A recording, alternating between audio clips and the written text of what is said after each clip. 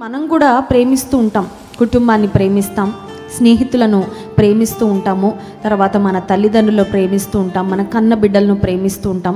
మనం కూడా ప్రేమ అనేది మన జీవితంలో వ్యక్తపరుస్తూ ఉంటాం. అయితే యేసుక్రీస్తు ప్రభువారు తన వారిని ప్రేమించి అంతము వరకు ప్రేమించారు అనే మాట వ్రాయబడింది. మన ప్రేమలు ప్రారంభం ఈజీగా అయిపోతాయి, కానీ ఆ ప్రేమ అంతం వరకు కొనసాగడం చాలా కష్టం. ఎందుకంటే మన ప్రేమలో చాలా బ్రేక్స్ వచ్చేస్తాయి, మన ప్రేమలో చాలా గ్యాప్స్ వచ్చేస్తాయి.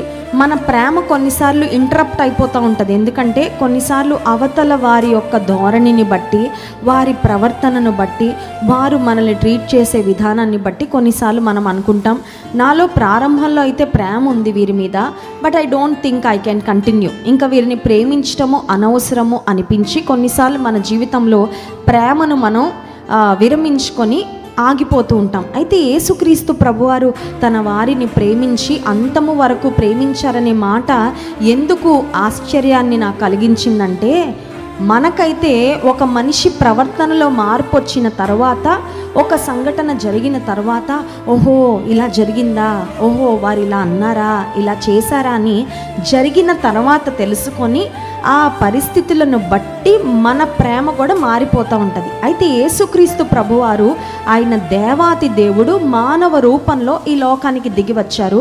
ఆయన దేవుడు కాబట్టి ఆయనకి ఎండింగ్ అంతా తెలుసండి. ఏ మనిషి దేవుని విషయంలో ఎలా ప్రవర్తిస్తారు, ఆయన ఎన్నుకున్న 12 మంది శిష్యులలో వారి యొక్క ప్రవర్తనలో, వారి యొక్క ప్రేమలో దేవుని పట్ల ఎలాంటి మార్పులు వస్తాయి, అవన్నీ ఆయనకి ముందే తెలిసి ఉండి ఒక మాట ఉంటుంది, ఏమనంటే God knows the end from the beginning.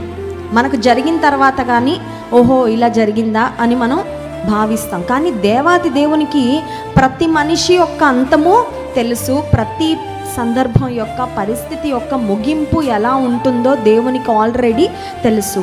Even though Jesus new the future, భవిష్యత్తులో తన వారు ఎలా ప్రవర్తించబోతున్నారు, తన పట్ల ఎలా వ్యవహరించబోతున్నారు అంత తెలిసినప్పటికీ సమస్తము ఎరిగిన వానిగా యేసుక్రీస్తు ప్రభువారు తన వారిని అంతము వరకు ప్రేమించారు.